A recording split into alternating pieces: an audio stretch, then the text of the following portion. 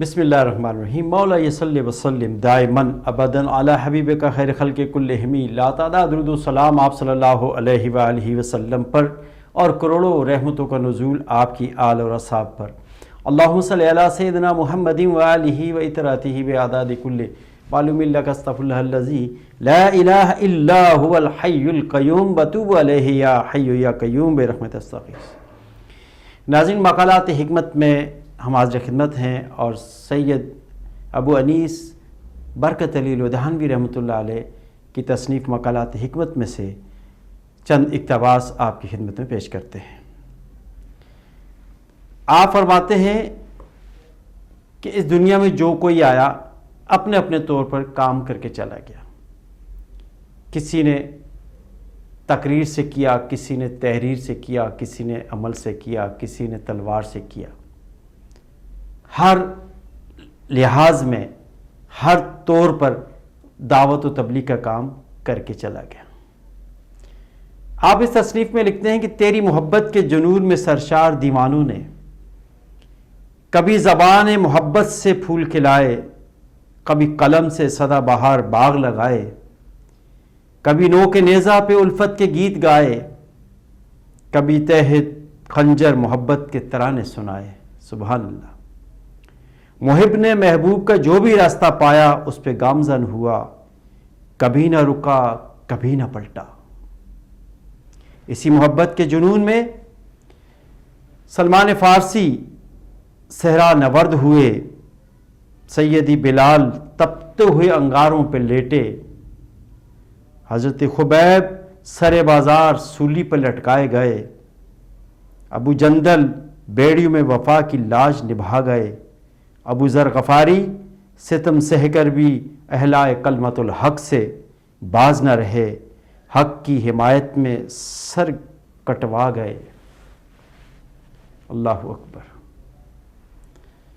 यानी अल्लाह के जो बंदे हैं जिन्होंने आप सल्लल्लाहु अलैहि वसल्लम की इत्तिबा की, जो इस ज़िक्र की मस्ती में डूब गए, जो अल्लाह की याद में लग गए, फिर उन्होंने कुछ नहीं देखा, अपनी ज़िंदगियां कुर्बान कर गए। आप लिखते हैं कि अल्लाह ताला जिन मुसलमानों को अपने हबीब व खलील की मोहब्बत का इश्क अता करता है वो फ़ना के मकाम से गुज़र कर बका का मकाम हासिल कर लेते हैं। तुर्क तरीक़त ने मन अन सुना, एतराज़ न किया। मोहब्बत अमर होती है, मरकर भी नहीं मरती। अल्लाहु अकबर। ज़िंदगी बोली ये फ़ना का मकाम है, आज़म बोला तेरा ज़िक्र, तेरे दीन और इस्लाम की तबलीग और तेरी मखलूक आम की खिदमत। मेरा अब्दी शिआर है, इन तीनों के सिवा मैंने कोई भी शे इस दुनिया में रहने नहीं देनी, फ़ना कर देनी है। जो भी शे मेरी इस राह में रुकावट बने नेस्त व नाबूद कर देती है। अल्लाहु अकबर। ये अमर कुन के वो कलाम है, ये अमर कुन का वो कलाम है जो कभी नहीं टलती, अब्दी बका पाती है। बड़े मियाँ क्या कहते हो, हमने कोई शे बचा कर नहीं रखनी, दाव ही पे लगा देनी है, यहाँ तक कि जान भी और जहान भी। अल्लाहु अकबर।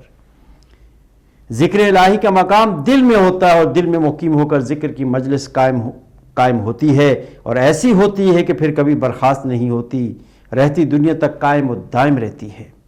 खा पी पहन ज़िक्र जूं का तू जारी रहे। आप फरमाते हैं कि ये तमाम चीज़ें सानवी अहमियत रखती हैं, तो अपनी ज़िंदगी के मामूलात जारी रखो, आप ज़िंदगी का कारोबार जारी रखो, लेकिन आपकी ज़बान पर अल्लाह का ज़िक्र होना चाहिए, अल्लाह का ज़िक्र होना चाहिए और दावत तबलीग का काम होना चाहिए और मखलूक खुदा की खिदमत होनी चाहिए। और जिस शख्स में ये चीज़ें आ गईं, अल्लाह ताला ने उनको आप सल्लल्लाहु अलैहि वसल्लम की मोहब्बत का इश्क अता कर दिया। और जिसको आप सल्लल्लाहु अलैहि वसल्लम से इश्क व मोहब्बत हो जाए तो फिर वो दुनिया की तरफ नहीं देखता, फिर वो अल्लाह और उसके रसूल की तरफ देखता है। इसी को कंटिन्यू करेंगे लेकिन एक मुख्तसर से वक्फे के बाद।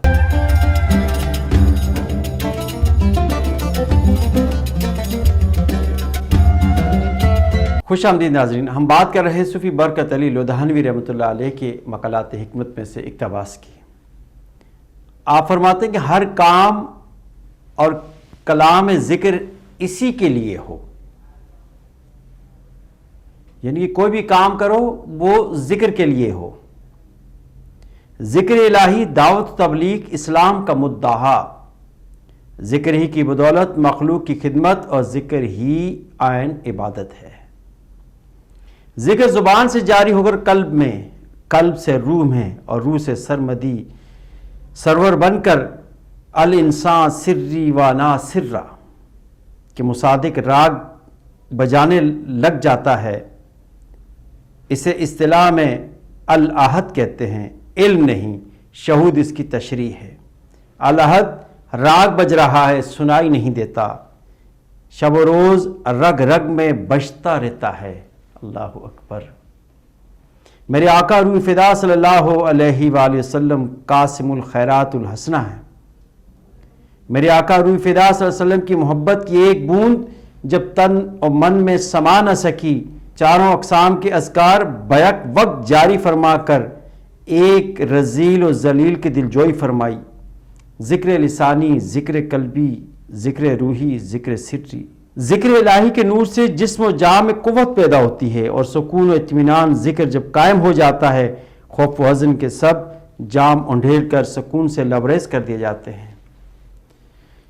آپ فرماتے ہیں اللہ محتی اور میرے آقا روح فدا ساقی سیدنا کریم صلی اللہ علیہ وآلہ وسلم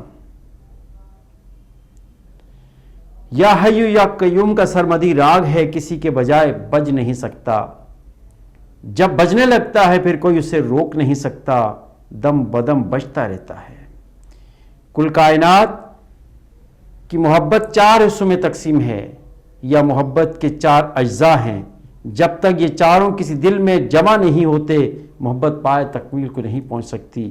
اللہ تبارک و تعالیٰ سے، حضور اقدس صلی اللہ علیہ وآلہ وسلم سے، دین اسلام سے، مخلوق سے۔ یعنی آپ نے فرمایا کہ جو محبت کے جو مدارج ہیں وہ چار ہیں، یا فرماتے ہیں کہ جو اجزاء ہیں، جو جز ہیں وہ چار ہیں۔ وہ کون سے ہیں؟ یعنی اللہ تعالیٰ سے محبت، اللہ تعالیٰ سے محبت، دوسرا جز حضور اقدس صلی اللہ علیہ وآلہ وسلم سے محبت، پھر دین اسلام سے محبت، پھر مخلوق سے محبت۔ جب یہ چاروں اجزاء اس میں شامل ہو جائیں گے تو پھر وہ محبت کامل ہو جائے گی۔ اگر اس میں سے ایک کو بھی ہم نے چھوڑ دیا، اگر ایک کا بھی جو اس کے رموز ہیں، ایک کی جو عناصر ہیں، اس پہ ہم نے صحیح معنی میں پیروی نہ کی تو پھر سمجھ لیجئے کہ بیکار ہو جائے گا سب کچھ۔ تو اللہ تعالیٰ سے محبت ضروری ہے اور نبی کریم صلی اللہ علیہ وسلم سے محبت ضروری ہے۔ اللہ تعالیٰ کے احکامات، محبت کا تقاضا کیا ہے؟ محبت تو یہ تقاضا کرتی ہے نا کہ جب ہم محبت کا دعویٰ کرتے ہیں تو پھر اللہ کی مانیں، اللہ کے احکامات پر عمل کریں۔ اللہ تعالیٰ نے جو باؤنڈریز ہمارے لیے رکھی ہیں، ان باؤنڈریز پر ہم عمل کریں، عمل پیرا ہو جائیں۔ پھر سرکار مدینہ حضرت محمد صلی اللہ علیہ وآلہ وسلم نے جو ہمارے لیے باؤنڈریز رکھی ہیں، جو ان کی ارشادات ہیں، آپ کے فرمودات ہیں، ان پر عمل کرنا بہت ضروری ہے۔ پھر دین اسلام کیا ہے؟ دین اسلام کس طرح آیا، کس طرح اس کی ترویج ہوئی، اور ہمارے اوپر دین اسلام ایسے کون سے احکامات جاری کرتا ہے؟ دین اسلام کا کون سا قرض ہمارے اوپر ہے جسے ہمیں چکانا ہے؟ پھر اس کے بعد مخلوق سے محبت، کہ مخلوق سے محبت کیوں کی جائے؟ اس لیے کی جائے کیونکہ اللہ تعالیٰ اپنی مخلوق سے محبت کرتا ہے۔